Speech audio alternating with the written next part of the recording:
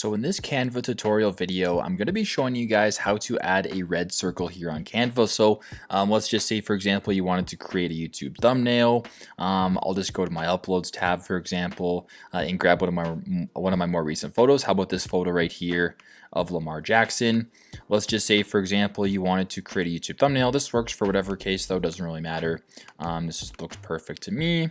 I'll just press done, and you want to add a red arrow to maybe emphasize something here. So if I want to emphasize maybe this logo right here on his head, I just want to go to the elements tab right here. I want you to go to search elements. I want you to search up red circle, press enter. Once that is done, you can either go with graphics or photos. For this example, I want to go with graphics, so go to see all.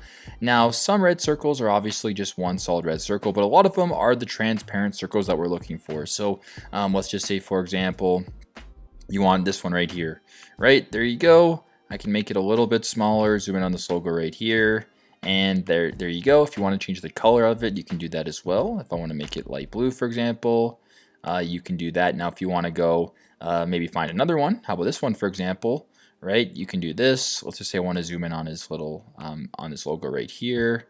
Right there. Right, you can do that. A whole bunch of different options that can give you options to provide a red circle here on Canva. So I hope this video helped. Thanks again for watching.